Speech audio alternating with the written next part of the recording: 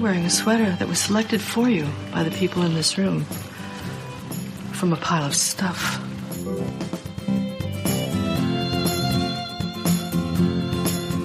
Give me a full ballerina skirt and a hint of saloon, and I'm on board. I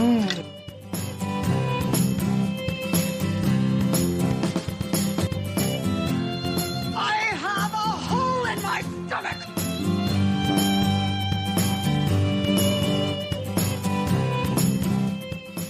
I can't go back. Welcome to the She Became Visible podcast. I'm your host, Renee Steelman. This podcast is my story.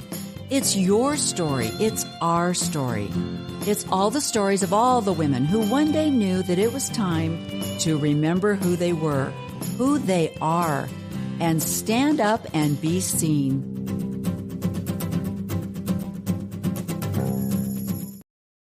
Hello, welcome to She Became Visible. And you're thinking to yourself, it's Wednesday. Why is she talking to me today? She is supposed to talk to me on Sunday mornings at 10 a.m. Well, it's because I have the most amazing guest, and I really wanted to do a live interview with Tim today. And so we were going to try and record it and blah, blah, blah. And all of a sudden I thought, you know what? We're just going to talk. We're just going to let it go. We're just going to get it out there. So this is fabulous. And he's taken time out of his day. And I just really wanted to just kind of give it out to the world. So that's why we're live on Wednesday at 12:41, which is an odd time, but you'll get it, right? Okay. So we're going to talk, and this is going to seem weird. Tim and I are going to talk today about deconstructing a life belief for women over the age of 60. And you're thinking to yourself, and why do you have a guy on then? Because this is why. Because Tim has a lot of similarities. Go away. What's going on? Oh, there we go. Okay.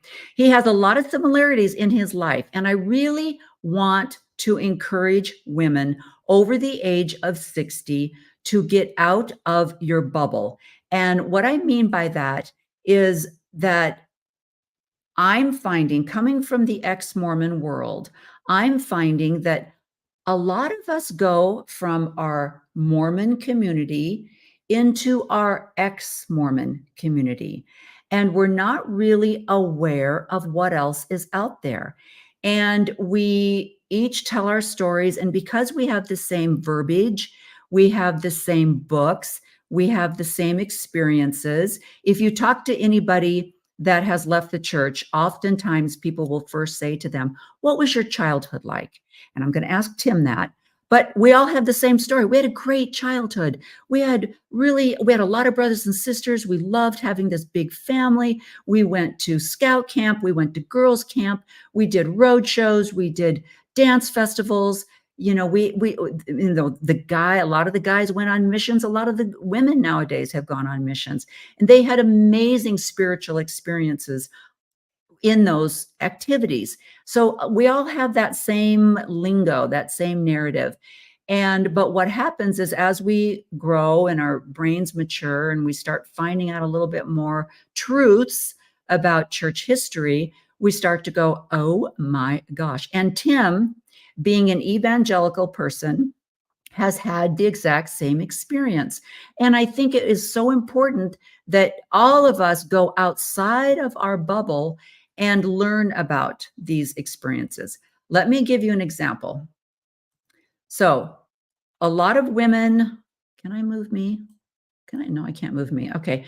A lot of women in the LDS church, and I'm going to talk to Tim, and he's going to tell me how his experience with his wife is. We were told that our role was to get married. And the young men were told that their role was to go on a mission and then get married. But then they were to be providers for their family. So in other words, go and do what your interests are, what you love doing, what you find fulfilling.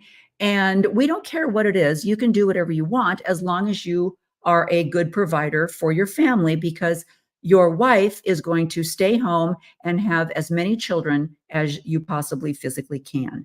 And so men were given the freedom to be able to be some kind of a trade, go into a trade, go into the medical field, the law field, accounting, just anything they wanted. I want to be a plumber. My dad was a plumber. My dad has a great business. I'm going to take over his business.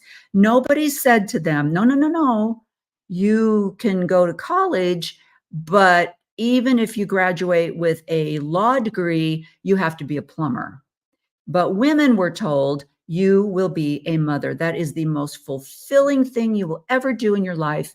That is your only purpose. You were put on this earth. Your nature and everything about you was meant to be a wife and a mother. And if this is what you were indoctrinated for your whole life, that is what you believe. So what is your purpose? Women over the age of 60 often find themselves empty nesters. They find themselves, their husband's retired. He's not even doing his job anymore. And now she's like, I thought that I would be able to be a mother, but then I'd be able to go back to school, finish my degree in architecture, maybe work part-time while my kids were growing up. And then after they all left the nest, I'd be able to go back and be a full-time architect. I just thought that's what I'd be able to do. But then what they find out is no, that's not how it works. You will, your husband is still your main purpose on earth now that your children are grown and gone. So you will now do whatever he wants to do. And if he is a active member of the Church of Jesus Christ of Latter-day Saints, he will probably want to serve a mission again at the age of 60 or 65 after he's retired. So now you're going to go on a mission with him, not one mission, maybe 2 missions. So now you're still fulfilling that role as a handmaiden, a support system for your husband. And so I really want you to get out of this bubble of ex-Mormonism and find out, guess what? There are a lot of other people who have deconstructed from their religion. And I have a list here of fabulous women authors who have deconstructed from their religion. Barbara Brown Taylor, Sue Monk Kidd, Rachel Held Evans, Reverend Carla on TikTok, Brene Brown, Rihanna Eisler, and Martha Beck, who is an ex-Mormon. Her book is amazing. These are all women who, some of them still have a strong belief in Christ. They still have a strong belief in a version of Christianity that they have now found that fits well with their spirit. But they are no longer in the original church that they grew up in, because they saw what was going on. A lot of them had experiences with LGBTQ plus, and or they just had experiences where they saw the patriarchy and they had to walk away from that. So let me give you an example of Tim's fabulous TikTok. You will find Tim Whitaker on TikTok as the new evangelical list. He'll correct me on that. The new evangelicals. There we go. And he covers all the different topics. And one of the ones that really drew me to him was, and we're going to talk about this, was his experience of attending a Christian national weekend, like a revival, or he can explain it. And he compared that. He was shocked, and I was shocked when he brought that to our attention. But let me give you a little taste of Tim. No, and here's why. Oh my God. Do not say it. Number 1, imagine Jesus is standing right in front of you. Would you want to show that much skin to him? I was actually taught that Jesus was with me on my wedding night. I don't think he's worried about you wearing a bikini. Number 2, the goal is to glorify God through your actions in life, and that includes what you wear.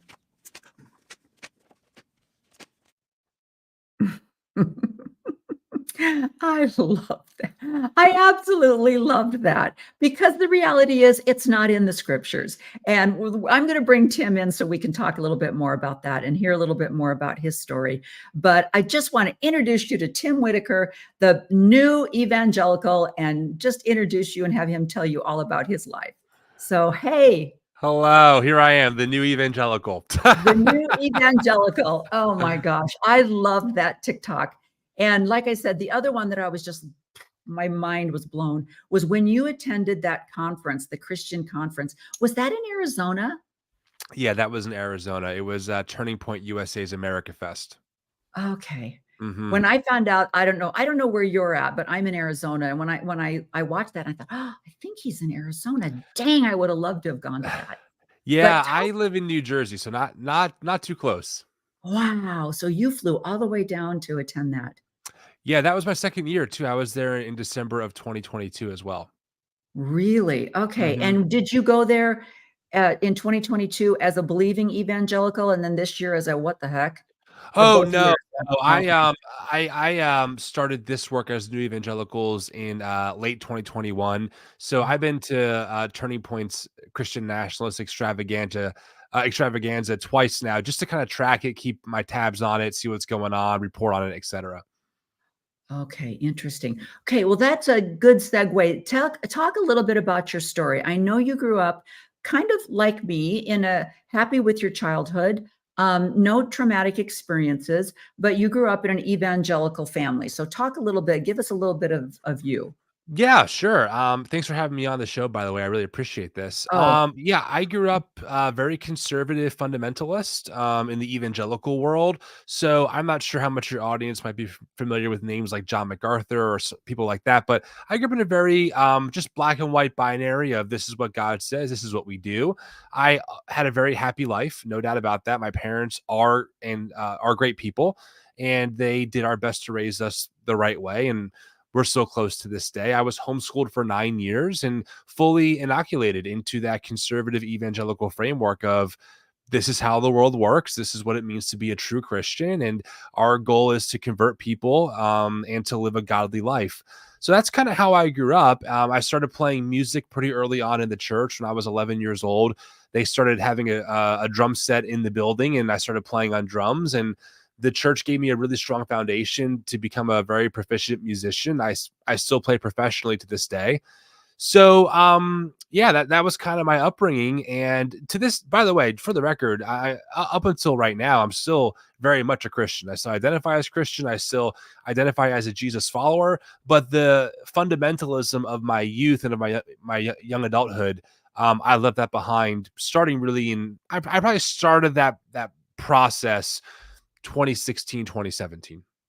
okay. So would you consider yourself, as they say, unchurched, where you still have a belief in Christ and you still call yourself a Christian, but you're not connected to a system? Yeah, as of right now, I don't have a local church I attend, although I am kind of getting the itch to find a local body just to Mhm. connect with. I miss the community. I miss even the ritual of just meeting Mhm. somewhere once a week. But obviously, what I would be looking for is wildly different than what I would look for maybe a few years ago.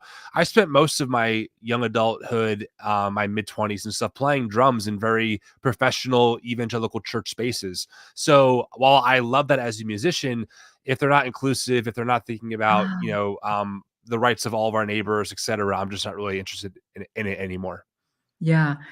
Tim, you would love this. The Church of Jesus Christ of Latter-day Saints, otherwise known as Mormons, which I will reference as Mormons from this point on, because up until, for the last 200 years, that's what the church has been known as, the Mormon Church. But in 2018, the new prophet decided, well, actually, he tried to get it changed back in 1995, but he wasn't the big honcho. He wasn't the guy in charge. He was one of the apostles. Mm. So he had to wait for all these other guys to die. And then when he became the prophet, the first thing he did was say, we are not going to be called Mormons. We are not going to have Mormons on our labels anymore. And they're even removing the angel Moroni off of a lot of temples.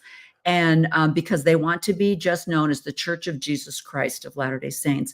And they really want to be accepted into the Christian world as Christians with a belief in Jesus Christ. So one of Hmm. the things that you would love is in the Mormon world, um, no guitars, no drums, no anything like that was allowed in the sacrament meeting, and everyone just sits very quietly. Someone plays the piano or the organ, or maybe a cello, maybe a violin or something like that. That might be a musical presentation, but then that was it. Then there was no clapping, there was nothing. Everyone just sat very quietly.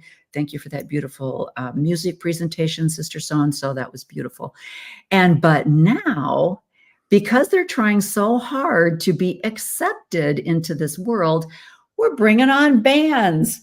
We're standing up. And I mean, it's so funny to see, especially people my age. We're all kind of like, wait, what? What are we doing? What? I don't, we haven't moved on to hand signals yet. We don't know how to do the hand signals yet. Just a matter of time. Yeah, I'm sure. And in fact, that they have always made a big point of not wearing crosses. That was a big, we're different, we're separate because we believe in the crucifixion, we believe in the atonement, but we don't celebrate the death. We celebrate the resurrection. So we're not going to wear crosses. It's not allowed. We're not going to have. All of a sudden, I'm seeing crosses. Even there's some missionaries that are wearing crosses so that they are accepted in the Bible Belt or in that area of, So it's interesting. It's just interesting to see how it's like, wow, you're really trying to fit in. Okay, Yeah. that's interesting. But in your experience, you, if I remember correctly, after listening to your story, you went off to college. Was that the first time there, or was it a mission experience where you were like, It was wait, a mission experience. okay, I yeah, only did some college. I was too it wasn't for me at the time that, in my life. Yeah, I did I guess medium term overseas missions trip. I was in Germany, Finland, and Belgium for a month in each country. yeah, And it was while we were heading to Belgium that my buddy who I was traveling with said, "Hey, just a heads up, the church we're going to in Belgium, they meet in small groups on Sunday morning in bars, and that's where they have church." And I told my buddy, I said, "Dude, that can't be a real church. Like, there's alcohol in bars, and bars, they're worldly, etc." And he's like, "Hey, I hear you, man, but this is where we're going. So your option is to get a plane ticket back home, which at 18 was not feasible, or we're going." I said, "Well, when in Rome, I guess here we go." And while there, that was the first experience where I saw church done differently, with a very different model of thinking about how we approach community and the church structure. And at the same time, the person we were staying with gave me a book by someone named Frank Viola. He wrote a book called Pagan Christianity. And Mm, his thesis is that most of our modern church practices actually come from pagan culture, not from the mm, New Testament. So, mm, I'm 18. I'm shaped to be radical. I want to be an all-in kind of Christian. So I'm reading this author thinking, oh my God, the church I've been a part of is so pagan. This is all pagan stuff. So yeah, I was kind of, very early on set on this trajectory of like rethinking things, even mm, though at the time I was still very much a conservative evangelical. I wasn't rethinking the theology necessarily, but it started with rethinking what is church, how do we approach church, what can the church be, moving from a community, from an event-centered mindset to a community-centered mindset.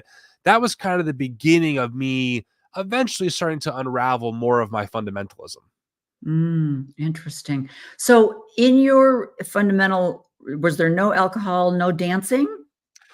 Yeah, Is I there mean, dancing?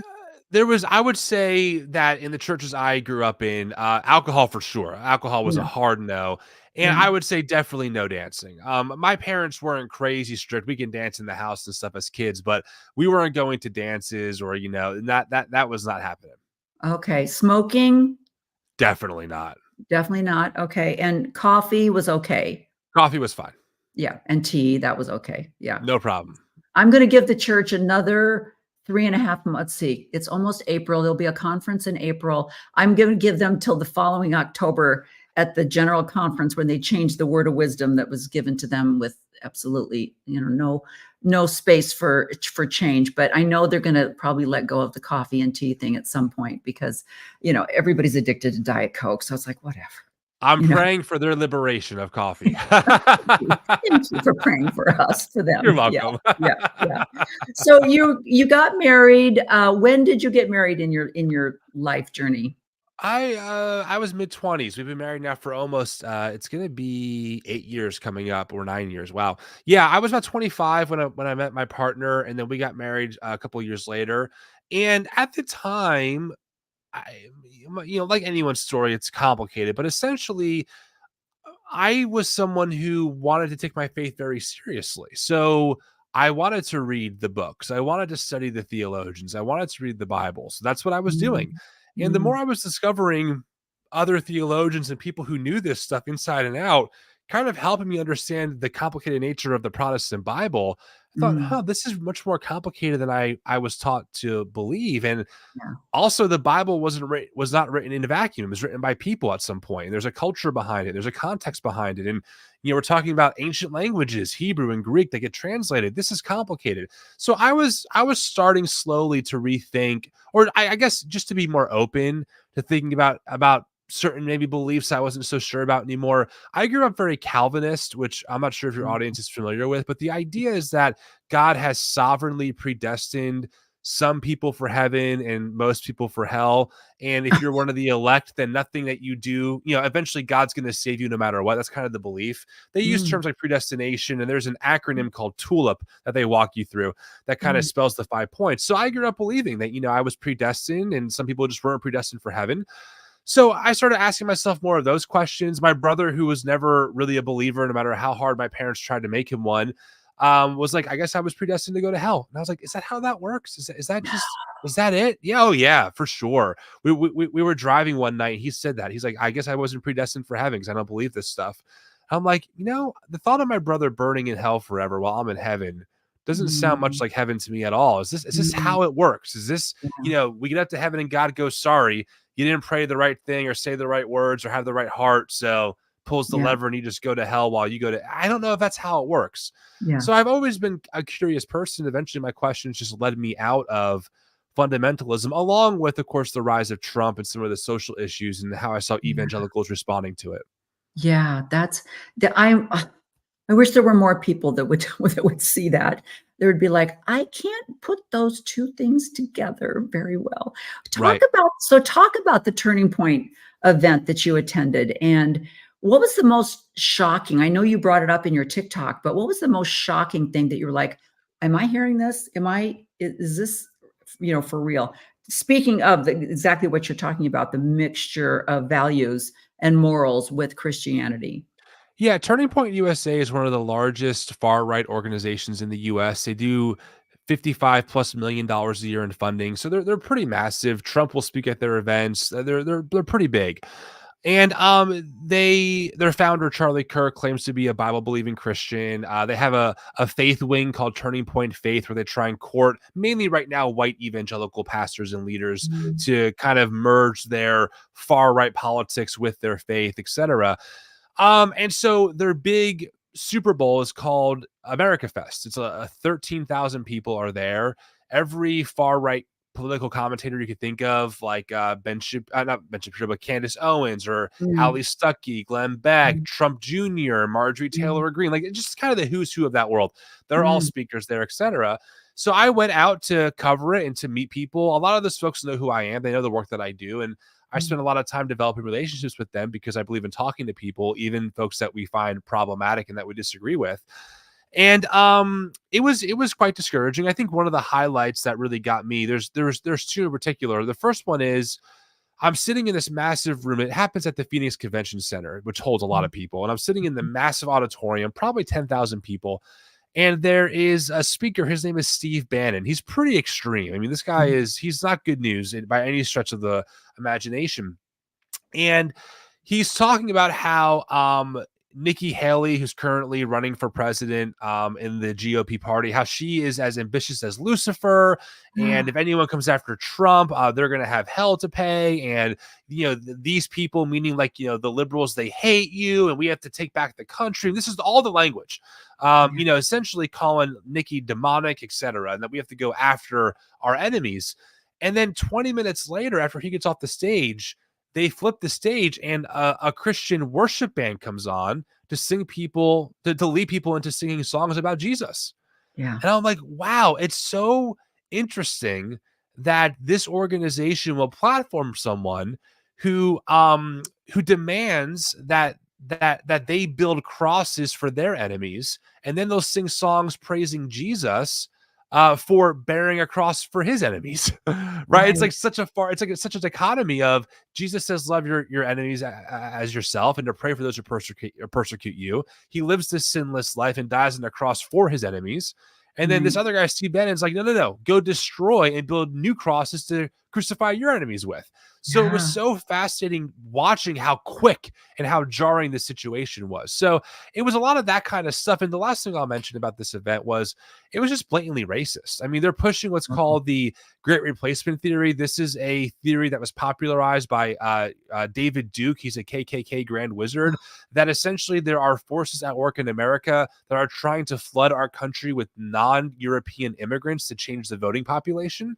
And that was espoused blatantly from the stage. The words Great Replacement theory were espoused from the stage. Charlie Kirk himself said that, Minnesota is a terrible place now because of all the third world immigrants that have flooded the city and made it more dangerous, which is statistically, by the way, untrue. So it was very concerning seeing the blatantly open racism just being said and people just nodding along. That was concerning. Yeah. Yeah. Are you familiar with Reverend Carla on TikTok? Yeah, Have you seen I've her? talked to her a few times.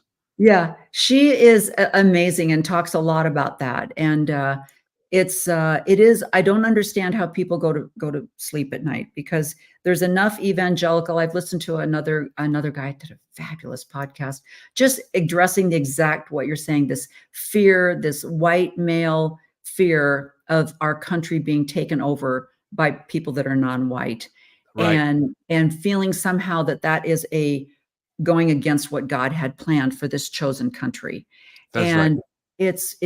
it's scary. It should be beyond just, oh, those silly Christians or, oh, those Republicans, it's kind of beyond that point. It's a little bit frightening, seriously.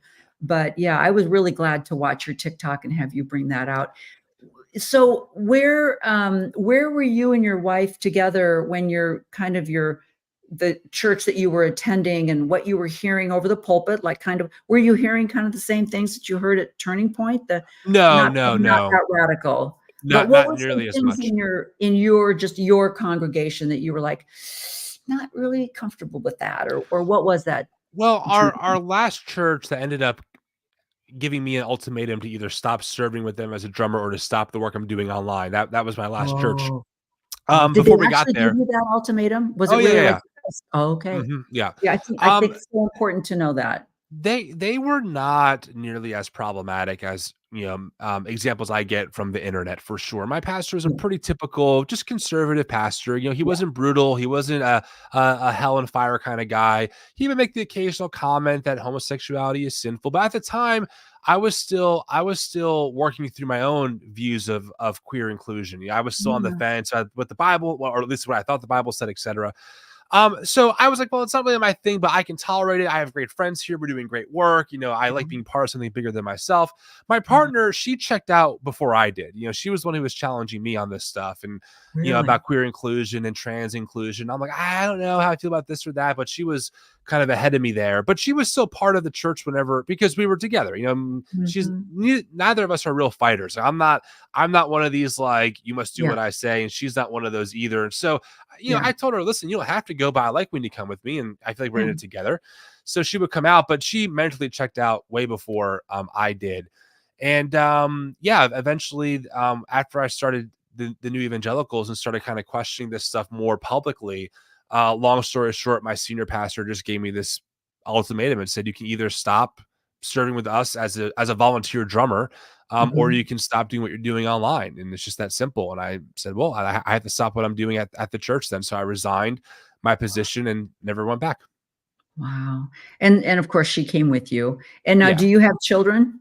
Yeah, we have 2. Okay. And was there any problem with like, oh gosh, now what are we going to do with them? They need that Sunday school with their friends and their community. Did you go through that?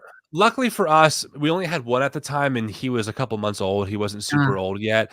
Yeah. So no, we didn't have that. But I the older my kids get, the more I realize that if my kids were older and embedded in the church, it'd be even more difficult to make that decision, right? Because now I'm deciding for them as well. It's not just Right. for me. So, Yeah. but luckily for us, I didn't have that problem at the time. Yeah. Yeah. There's a lot of people that are struggling to stay in the LDS church, and they're trying to, they feel as though they go to church and then they have to unteach their children when they get home. They have to, now I know brother so-and-so taught Yeah. today, but that's not what we believe, so Right. they're unchurching, they're trying to unchurch. I thought, wow, that would be That would be hard because in the LDS church, people, you meet together as a family, and then everyone separates into their different groups. The men go over here, the women go over here, the children all go over here, and then they're divided into their little classes. And so you don't know exactly what's being taught by a Right. teacher unless they come home and say, Sister so-and-so said that it's immodest if you dye your hair, and then it's like, okay, Sister so-and-so is wrong. And so let's relearn something that, that's Right. not true. But Right. yeah, but it must be hard because when I left the church, our kids were grown and gone. And I know my grandchildren that are still involved in a church, they get a lot. There's a lot of great things that they get that, a lot of them, they find friends that they wouldn't maybe even find if they just were relying on a social school situation, Mhm. because the kids are taught to love everyone and to accept everyone. And so they're able to find it. And so that's really hard. But the secret is, I guess, in your case, just like you say, find a community that is more accepting and more loving of everyone. So Yeah, it's difficult.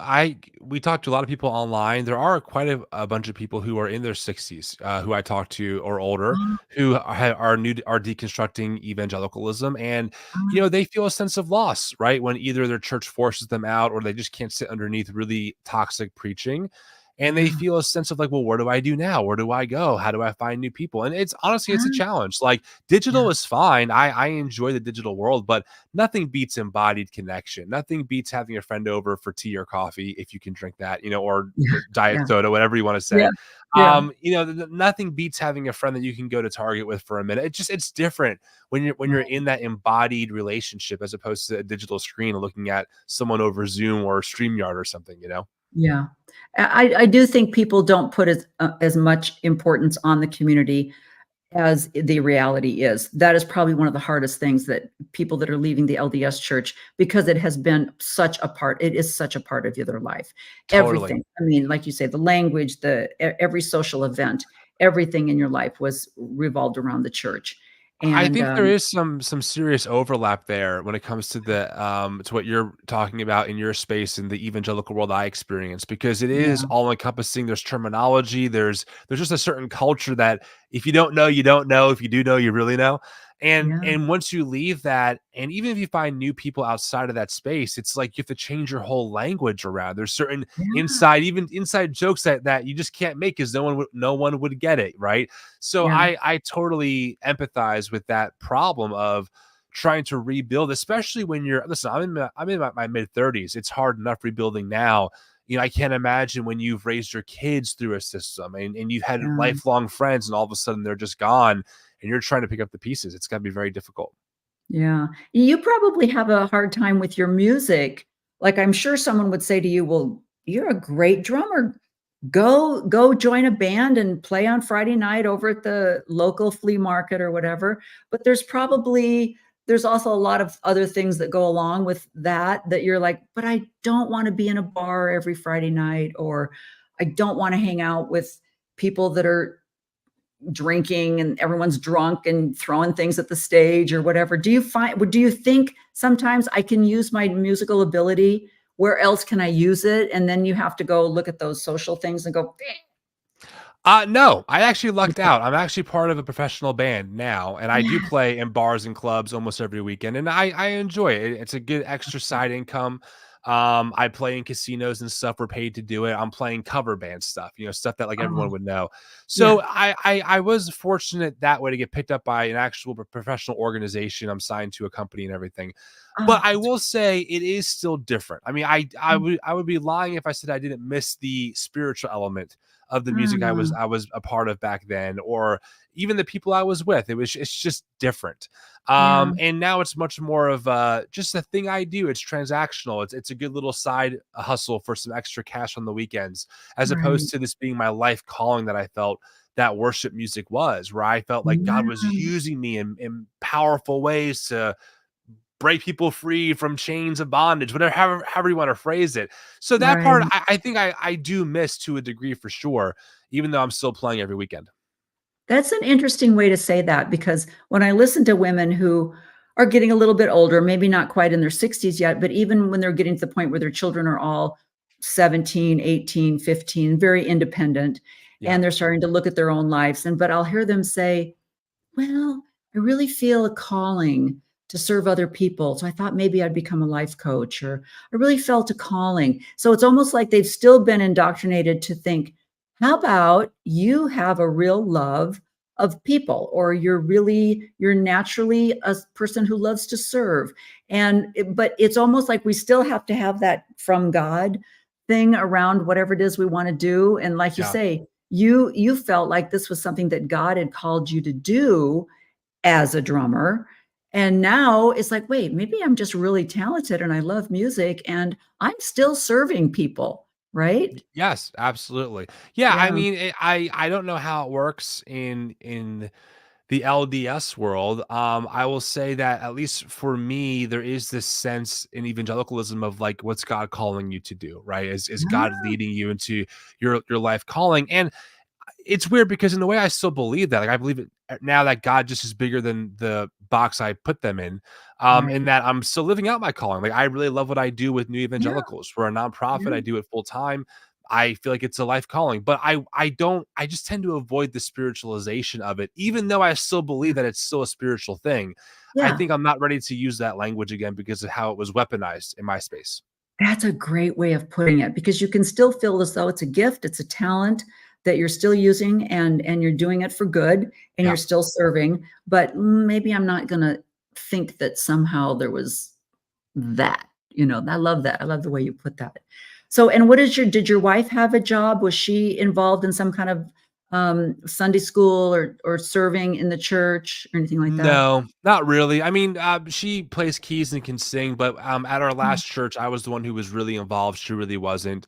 Not okay. because of anything negative. It just was really wasn't her jam. She kind of lost the passion for it. I think shortly after we met and started dating. So, and also she grew up a pastor's kid, right? So she was kind of in that Ah, world her whole life. I think yeah. she's also more introverted. She likes to blend in behind the scenes. So it wasn't really her. See, that's the hardest thing. I read a really great book. I think it was by Rian Eisler, and it was talking about that. It was talking about how Christianity is really for extroverts. And I know even in the Mormon church, you're constantly being encouraged to talk to the person sitting next to you on the plane, and don't be afraid to talk to the person while you're standing to pay for your groceries, and give out a Book of Mormon, and bring your neighbors a plate of cookies and ask them if they want to come over for family home evening. And so there's a lot of extroverted activity that a lot of people are not comfortable with. And so there's this guilt and shame that, oh, I haven't met the neighbors, and I should have gone over and volunteered, but I don't want to meet these neighbors. I just like being in my house. And, and it's good to get outside of your shell. I'm not saying that sometimes we need to be prodded to do some things that are a little uncomfortable. And then we go, you know what, that was really good. I'm glad I did that. So, we shouldn't always just live in that comfort. Maybe we need to be a little uncomfortable sometimes. But other times it's like, I'm not talking to that guy on a plane, never going to see him again. Yeah. And I have to sit with him for 6 hours. So I'm not going to start something uncomfortable right now, So yeah, 100%. Yeah, I yeah, never, even though I'm very extroverted, I hated the idea of proselytizing, the idea of witnessing. I found it icky. I found it weird, especially if I didn't really know the person. It felt so gimmicky and just kind of manipulative. So I yeah. struggled with that guilt as well. Like, oh, I'm not reaching enough people for Christ, and it creates a really unhealthy guilt complex, I feel like. It's so true. Do you find yourself now that you're really feeling as though you just want to follow the teachings of Christ that you're comfortable with, that you are actually more inclined to provide service because there's no strings attached? Have you found that at all? That it's like, I can love you for who you are because I'm not going to try and proselyte or convert you. I just really like you and want to serve you in some way. Yeah, I definitely feel that. The teachings of Jesus are difficult. I don't always want to follow loving your enemy. I Yeah, don't me want to too. follow giving away my money to the poor. I'd rather keep it for Yeah. myself. So it's definitely challenging. But yeah, I would agree. Like once you kind of lose the proselytizing of trying to convert you to become a Christian, whatever that even means, I feel like it's a much more pure motive of like, I just feel like I have an obligation to show love to you. because of the person that I'm trying to follow, as Yeah. opposed to, I hope that this softens your heart so I can preach to you the gospel, so you pray a prayer so you don't burn in hell forever. They're very different motivations. Yeah. So let's talk about your TikTok experience. So talk about when you started it and what has been your experience. What kind of feedback are you getting? And were you shocked at any time? Were you like, wow, that was harsh? Or how have you been accepted in the TikTok world?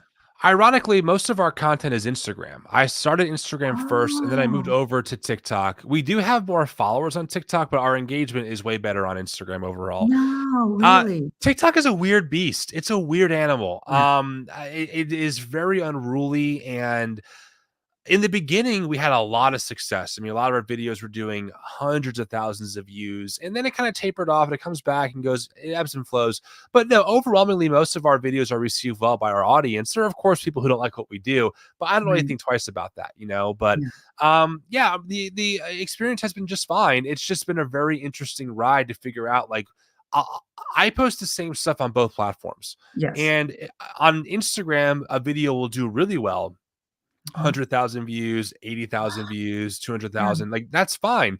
TikTok will be like 5 or 6,000. No, I'm just like, really? interesting. It's just, Yeah.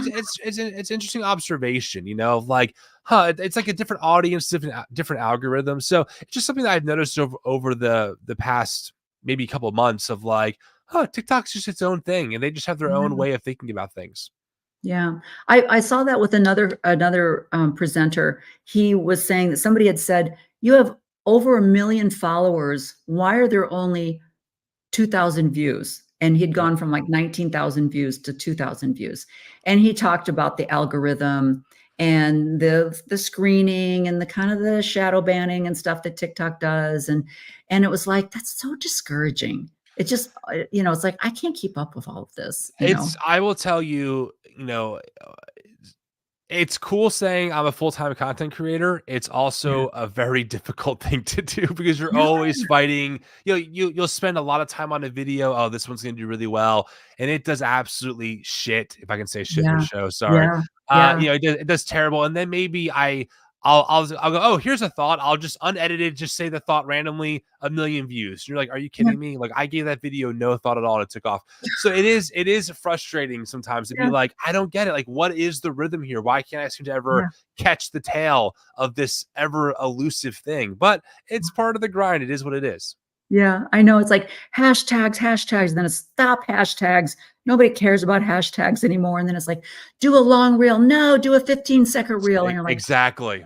I don't Exactly. care. I don't care anymore. I'm just going to put my content out and enjoy doing it and meeting Exactly. people like you. And now that I know that you're going to come to Arizona every year, it's like, okay, look me up, Tim. Next time I'll go with you. You So got it. because there's so many big wigs that go to that thing, do you have to like get your tickets? Is it like a Rolling Stones concert where you're up here in the oxygen seat for $200, or what's the ability to go to those things? No, I mean, you buy a ticket and then it gets you access to everything unless you buy like a VIP ticket. But no, I mean, there's no assigned seating because it's a huge like event, meaning there's a media section, there's a sponsor hall, there's a main event. So there's like always things to do. It's kind of like a beehive. You're just kind of everywhere, you know? Oh, So all day there are speakers talking in the main event, but right. most of my time is spent on the floor talking to people in the Yeah. sponsor booths or talking to people who are trying to podcast, trying to build relationships and understand what drives these folks. So most of Yeah. my time, in fact, I did a full hour-long recap on YouTube. I mean, I did a full deep dive on my experience there with all kinds of footage and stuff. If people want to watch it, they can. But most of my time was spent just talking to people. Okay, so on YouTube, would you be the new evangelicals Yep. that's your YouTube too? Okay, so people go find that because it was absolutely fascinating and hopefully it's eye-opening. Yeah. That's my thing. I mean, I have a couple of it's one of those deals where my mom and their mom were best friends. So there's absolutely no blood relation, but I called her aunt, Yep. and so we considered them cousins, even though there's no blood relation.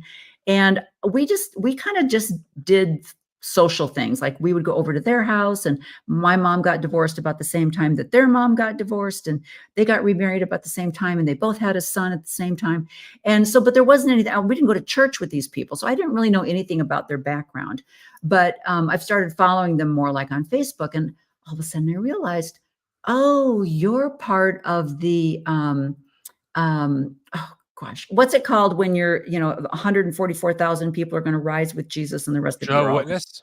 No, they're not Jehovah Witness, but they're that's that biblical thing where there's only 144 and the rest of you are just going to be dust on the earth. Like the rapture or something? The rapture, that's Mm. it. She's a rapture believer. And I was like, where did that come from? I don't remember you growing up like that. Mm. And so she was putting a lot of kind of the Christian nationalist type things on Facebook. And, she's in her 70s. And I didn't know her like that. Well, I didn't grow up like that, but I was like, oh my gosh, I didn't know that about you. But then I started even looking, did you find that as you mentioned, like the Calvinism was, you guys were predestined to go to heaven, you guys were predestined to go to hell. So there's everybody on earth is already, you're always going to, do you have to do anything? Can you do anything to change that predestination? No, but if you deconvert, what they say is that you were never predestined in the first place. That's how they get around deconversion. Oh, okay. Yeah, Okay. like So you were never a true believer to begin with. okay. And does it do the opposite? Like if you become a true believer, it's like, oh, you weren't condemned to hell, you silly goose. Exactly. Okay. Yeah. All right. Yeah. Okay. Well, that That's how makes it works. sense. Yeah, that's really cool. So everyone, you can find Tim on TikTok, on YouTube, and Instagram, all the same title, The New Evangelicals. There That's is an me. S at the end. And And podcasts everywhere. okay, and do you have your own podcast too? Oh, See, yeah. I've only watched you on TikTok. Now I'm going to be obsessed, and I'm going to go to all these other things. And when I go for my walk, when this is over, I'm going to find your podcast, and you're going to be my walking buddy. So that'll be Sounds really good. amazing. So I really appreciate you taking time, and I just love your sharing that. Like I said, my whole idea was to introduce to the ex-Mormon people, letting them know that there's a lot of us out there. There's a lot of people that are deconstructing from fundamental religions. Yep. And we're all going through the same thing. It's the same. I'm not comfortable with that belief. I'm not comfortable with your authority. I'm not comfortable with the idea that we won't be a family together, that my brother, who I love so much, was somehow predestined to be evil, but I was predestined to be a saint. Yep. And that doesn't, because we have that's kind of the same thing. And it's interesting. I wish I had a way of reading other people's minds sometimes, because I deconstructed and left my religion. And then our youngest son was severely disabled and he ended up dying last year. And I'm sure there are people that are like, wow, that's so sad that, they were together as a family and now they won't be together in heaven, and he'll be in heaven with Jesus and she's going to be in outer darkness. And that's just so sad. And I thought, and you really believe that? You really believe that boy that was such a part of our life, we're not going to be together? If you believe there's an afterlife at all, that you would not, that there is a God that would separate you like that? You believe that? That's the thing that's so hard to believe about these scripted religions. Yeah. I'm with you on that 100%. Yeah. So how about mom and dad? Are they okay with where you're at? No. No. Okay. They have learned to make room, but we don't really talk about what I do. You can still get together for Thanksgiving? We do. Okay. Yeah. Just don't talk about religion. We've had a few heart-to-hearts that were painful, but went well ultimately. So we're on good terms, but ultimately deep down, I think that they're very concerned about what I do online. Okay. They're afraid you're not going to be with them in the next life. That could be part of it. They're great people. I love them dearly. They raised us right. Like I said earlier, they weren't abusive or anything like that. They were great parents and still are. And they're amazing grandparents to our kids. Oh, that's but I just think that for them, they just think that I'm kind of beyond what is acceptable for a Christian to be. So, okay, here's a good question though, before I let you go. Sure. As grandparents, do you fear at all that there might be like a little grandma and grandpa pulling the kids aside and saying, no, daddy's a little cuckoo, but anything like that? Do you worry about any kind of teaching or indoctrination? I'm a little concerned about that, but so far they haven't given us a reason to think otherwise. One thing they do is they'll pray with the kids for their food. I don't. That doesn't bother me at all. Like I'm not averse to them praying or to my kids believing in God or Jesus. I think if they get to the hell conversation, hey, you have to pray this prayer, then we're gonna have to have a different talk. But I think right now we're okay. Yeah, that's a really good thing because we do the same thing. You know, when we get all the kids together, some of my kids are active in the church, some of the kids aren't. But when we all get together, they know that we raised them with saying a blessing on the food or something Yeah. like that. So who cares? That's a It's wonderful, harmless. it's Harmless. gratitude, it's Totally. gratitude. And I'm Totally. okay with that value. So, Yeah. well, I've enjoyed this so much. I'm so glad we were able to connect. And once again, everybody, I will put on there, it's at the New Evangelical. So find Tim and enjoy his work. And obviously, you put a lot of work into it. And do you have a team? Do you have a whole team of We're a people? small nonprofit, so we have a few contractors, but right now it's just me on staff. Okay, Yeah. excellent, excellent. Yeah. I love that. I know I've talked to another pretty popular, and he said, first of all, I don't have any children, and I have a team of people, and that's how I'm able to do this because this is a full-time job, It's a and full-time job.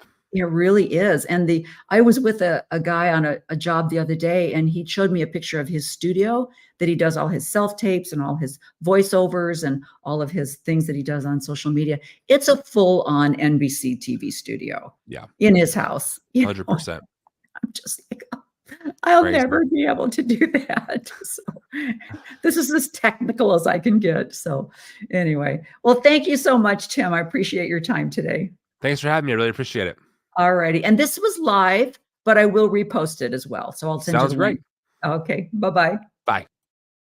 Was that not fun? His TikToks are really great, but I'm excited. I did not realize that he has a podcast. So I'm excited to find his podcast. And I really am going to leave right at this moment and go for a walk. And I'm going to find his podcast and listen to it. But the most important message that I wanted to share with you today, I'm going to put this back on stage because I really wanted to point out that for women, deconstructing, you need to go outside the ex-Mormon. I mean, stay in the ex-Mormon bubble for as long as you need to get the information that you need, to get the historical context that you need. I really encourage you to do that.